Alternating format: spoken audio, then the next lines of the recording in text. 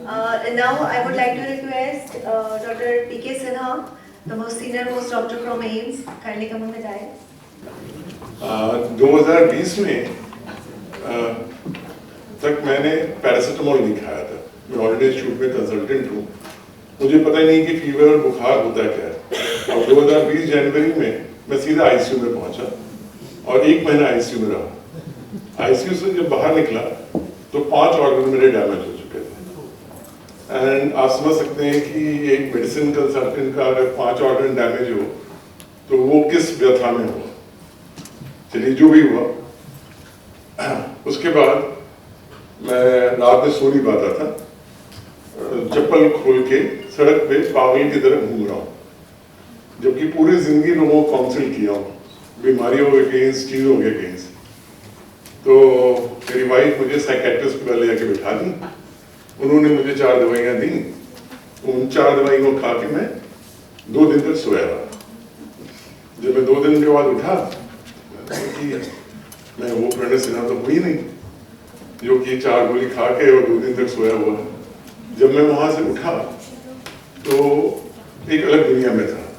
तो बेटी ने मेरे बोला कि शी इज ऑल्सो डॉक्टर, तो बेटी ने बोला कि पापा आप योग करो। तो एज डॉक्टर जो एम्स में है, हम लोग को लगता था कि पढ़े नहीं था, मैंने योग के बारे में नहीं पढ़ा हुआ। तो योग में हुआ कि चलो हाथ हिलाते हैं, पैर हिलाते हैं, देखा था लोगों को करते हुए। मैं बोली ठीक है करता है। तो योग करना शुरू किया, बेटी ने बिठाया और घर के लॉन में योग कराना शुरू किया। तो विद इन 15-20 डेज मुझे लगा कि जो एंजाइटी मेरे अंदर थी, अभी भी एंजाइटी है जो मैं बोल रहा हूँ, तो जो एंजाइटी मेरे अंदर थी वो धीरे धीरे कम होना शुरू हुई और मैं अपने ऊपर कंट्रोल करना शुरू किया कि इन 5 बीमारियों से मैं डील करूंगा, चाहे कैसे भी करना है, इसका रास्ता खोजना है मुझे। तो जब 20-25 दिन और निकला तो लगा कि इस योग में कुछ है जो कि मेरे रोज के वॉक और रोज के जो साइकिलिंग से फर्क है, जो कि मैं हमेशा करता रहता था। मैं स्विमिंग भी करता था, टेनिस भी खेलता था, साइकिलिंग भी करता था, सब कुछ करता था। तो उसमें योग में उसने मुझे पहले आसन करवाया, पहले सूक्ष्म आयाम कराया, फिर आसन कराया, आसन के बाद प्राणायाम कराया। तो प्राणायाम में मुझे लगा कि कुछ ना कुछ है जो कि मुझे स्थिर कर रहा है। तो इस निष्कर्ष पे पहुंचा कि नहीं, मुझे इसके बारे में पढ़ना चाहिए। अब पढ़ो कैसे, विजन खत्म हो गया था, बिल्कुल दिखता ही नहीं था, तो पढ़ाई भी जीरो। तो बेटी ने मुझे गूगल प्ले से, मैं आर्टिकल्स बोलता था, वो आर्टिकल निकाल के गूगल प्ले से मेरे को पढ़ के सुनाती थी। तो मैं सुन के समझना शुरू किया। फिर मैं अपना इंटरप्रिटेशन उसमें करना शुरू किया। उस इंटरप्रिटेशन में ये निकल के आया कि हमारा नर्वस सिस्टम एक सेंट्रल नर्वस सिस्टम है, जिसमें मुझे ये बताया जाता है कि इस बॉटल को मुझे उठा के यहाँ रखना है, ये मेरे कंट्रोल में है। पर एक हमारे सिस्टम एक ऑटोनोमिक नर्वस सिस्टम है, जिसमें कि हमारा जो ब्रेन है उसमें जो ऑर्गन्स हैं हमारे बॉडी में वो ऑटोमेटिकली काम करते हैं। जैसे मेरा हार्ट है, मेरा लंग्स है, मेरी और सारे ऑर्गन्स ऑटोमेटिकली काम करते हैं, they are not under my control. And in medical system we don't have a 5% medicine to control this autonomic nervous system.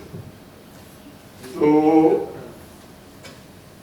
जो इंटरप्रिटेशन मैंने इससे निकाला, उसमें जो बेटी ने मुझे सिखाया कि आप अपने सांस को, जो कि 12 से 16 बार चलता है, उसको आप धीरे धीरे लीजिए और 6 से 8 बार लाइए।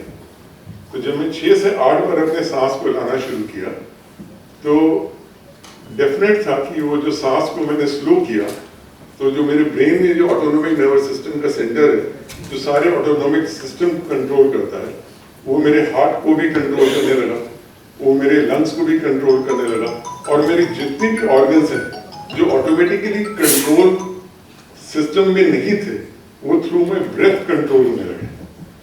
तो through my breath I started controlling all my autonomic nervous system. और जब मैं उसको कंट्रोल करना शुरू किया तो मुझे लगा कि मेरे जितनी भी ये जो डैमेज ऑर्गन्स हैं उसमें हीलिंग शुरू हो गई, क्योंकि हमारे सिस्टम में कोई दवाई नहीं थी, नॉट अ सिंगल मेडिसिन जो कि ऑटोनोमिक सिस्टम को कंट्रोल कर रही थी।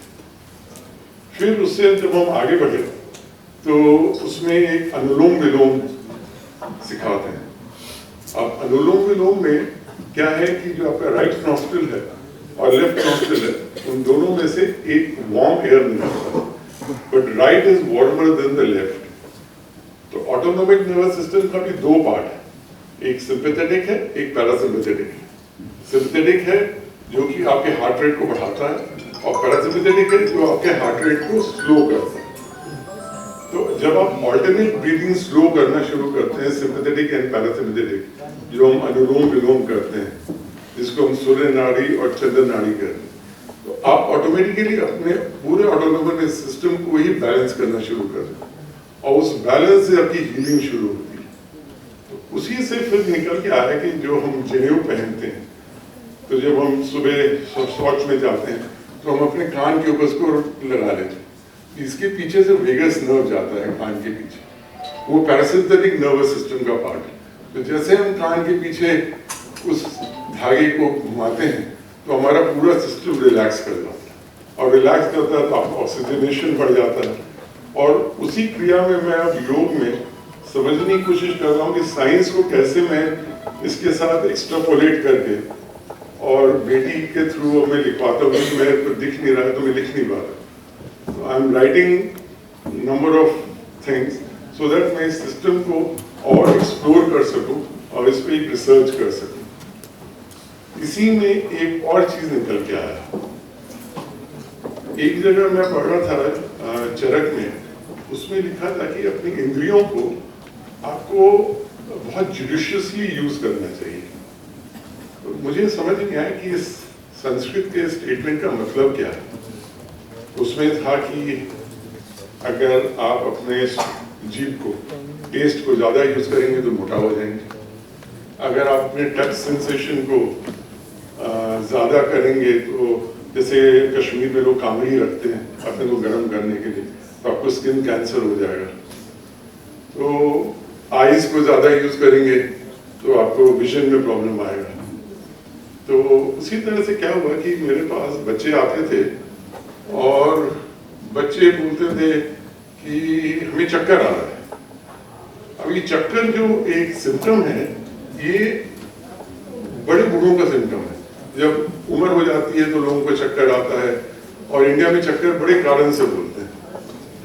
बट मुझे बीच में एक जगह ध्यान आया, तो मैंने ऐसे ही पूछा कि इस चक्कर के साथ होता क्या है। और तो बहुत सारे बच्चे बोलते हैं हमें माइग्रेन हो रहा है।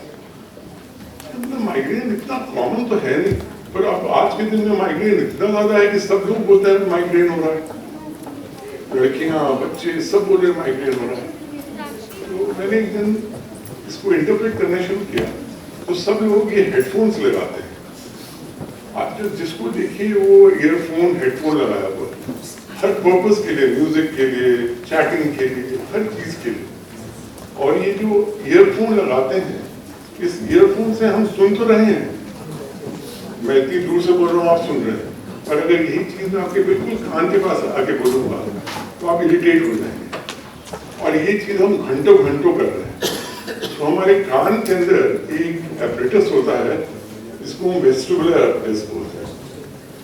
वो जो वेस्टिबुलर एपरेटस है, वो सुनने में तो आपको हेल्प करता है, बट वो आपको 4 डायमेंशन में बैलेंसिंग भी करवाता है। तो उसके अंदर माइक्रोविलाई होते हैं। तो जब हम ईयरफोन में एक साउंड वेव जब जाता है, तो उस माइक्रोविलाई को डिस्टर्ब कर देता है, और डिस्टर्ब करने से क्या होता है कि उसका डायरेक्शन चेंज हो जाता है। तो आपको ये फील होगा जैसे आप पहाड़ी रास्ते में जाते हैं बस में, तो वॉमिट आता है, आप बैठे बैठे भी आपको वॉमिट सेंसेशन और आपको चक्कर आना और आपको हेडेक होना एक अनयूजुअल सा, और आपको मन करेगा कि आप एक अंधेरे कमरे में चुपचाप से बैठे रहें, कोई बोले ना। एक बहुत कॉमन सिम्टम हो गया है। और मैं अब यंग बच्चों को बोलता हूँ कि अपना ये हेडफोन यूज करना बंद कर दो, तो कुछ तो गुस्सा हो जाते हैं मेरे पे, ये क्या आपने बोल दिया कि हेडफोन यूज करना बंद कर दो। पार्क में जाओ तो लोग हेडफोन लगा के जॉगिंग कर रहे हैं, जिम में जाओ तो लोग हेडफोन लगा के ट्रेडमिल पे घूम रहे हैं। और ये एक इतना बड़ा मिनस होता जा रहा है कि लोग फाइल्स लेके आते हैं कि हमें माइग्रेन है। It's not migraine, it's only and only because of the headphone. और ये वो श्लोक से लिंक्ड है जिसमें वो लिखा हुआ था कि अपने इंद्रियों को आपको जुडिशियसली यूज करना है। हमने अपने ईयर को भी इतना ज्यादा यूज करना शुरू कर दिया है थ्रू माइक्रोफोन्स, हेडफोन्स, म्यूजिक। ये over use of music has become a menace. So take home message इन्हीं दो से है कि we have to explore the science and we have to bring out this science in such a way so that people understand and assimilate and pay heed.